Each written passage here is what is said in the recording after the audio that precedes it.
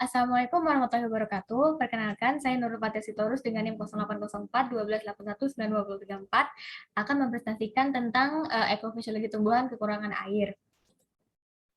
Di sini dari definisi, air merupakan bagian yang penting dari sel dan jaringan tumbuhan. Sebagian besar dari jaringan tumbuhan terdiri dari air. Secara umum, jaringan tumbuhan mengandung air dengan kisaran 60 hingga 85%, bahkan jaringan atau organ tertentu dapat mengandung air lebih dari 85%.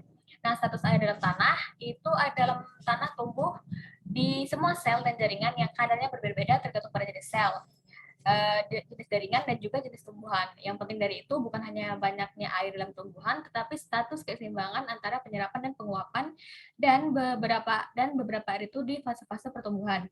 Nah, kehilangan air sebab penguapan itu ditentukan oleh faktor lingkungan di sekitar daun.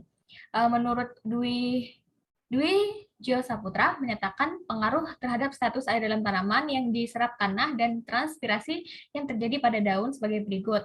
Yang pertama itu ada absorpsi menjadi ke transpirasi, yaitu status air dalam tanaman baik dan tanaman segar. Yang kedua, absorpsi sama dengan transpirasi, yaitu status air terletak pada batas di mana tanaman berbeda dalam keberadaan pemuluhan yang layu.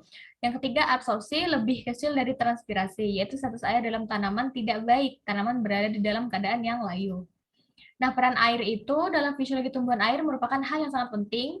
Peranan air dalam pertumbuhan dan perkembangan tanaman. Yang pertama, air merupakan bahan penyusun utama dari beberapa untuk protoplasma, dan kandungan air yang tinggi akibat aktivitas fisiologis, sedangkan kandungan air yang rendah oleh aktivitas fisiologisnya tersendiri. Yang kedua, air merupakan regen dalam tubuh tanaman, yaitu pada proses fotosintesis. Yang ketiga, air merupakan pelarut substansi atau bahan-bahan pada berbagai hal dalam reaksi-reaksi kimia. Yang keempat, air digunakan untuk memelihara tekanan turgor. Kelima, sebagai pendorong proses respirasi sehingga penyediaan tenaga meningkat, dan tenaga ini digunakan untuk pertumbuhan tanaman. Yang keenam, secara tidak langsung dapat memelihara suhu dari tanaman tersebut. Nah, dampak tanaman kekurangan air itu, yang pertama, daun menjadi kecoklatan. Ciri-ciri tanaman yang kekurangan air diantaranya adalah daun mulai berubah warna. Yang kedua, layu. Selain berubah warna, periksa juga apakah kondisi di daunannya itu layu atau segar. Lalu ujung daun itu kering. Ketika tanaman kekurangan air, ujung daunnya itu akan terlihat kering dan lama-lama akan menjadi warna coklat.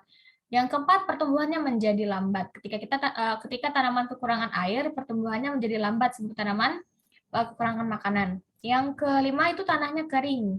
Nah, selain itu kita juga harus memperhatikan tanahnya. Kalau kekurangan air, biasanya tanahnya itu kering, bahkan terlihat retakan-retakan di sekitar tanah.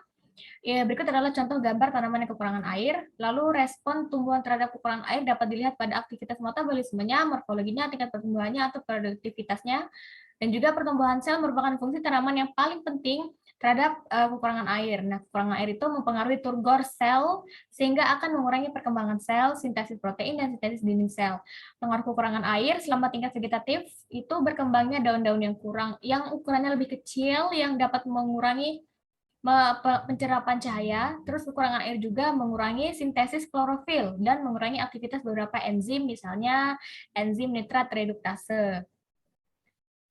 Lalu di sini saya mengangkat studi kasus, yaitu analisis ketersediaan dan kebutuhan air irigasi pada lahan sawah, dan studi kasus ini dilakukan di Provinsi Sumatera Selatan, di mana penelitian ini mengumpulkan data yang dilaksanakan di Provinsi Sumatera Selatan di bulan Januari 2015. Nah, di studi kasus ini disajikan analisis ketersediaan dan kebutuhan air untuk lahan dan sawah di 5 kabupaten di Provinsi Sumatera Selatan, yaitu Goa, Jahepoto, Kota Makassar, Maros, dan Takalar. Nah, menurut di studi kasus ini, batas administrasi itu meliputi level kecamatan, dan wilayah penelitian ini tergolong pada zona agroklimat B2 yang memiliki 10 bulan basah beruntutan, yang artinya di mana terdapat 2 bulan masa kering. Nah, penelitian ini mewakili pantai barat Provinsi Sulawesi Selatan dan menjadi contoh studi kasus pada penelitian ini. Demikian presentasi yang dapat saya sampaikan. Terima kasih atas perhatiannya. Saya akhiri. Assalamualaikum warahmatullahi wabarakatuh.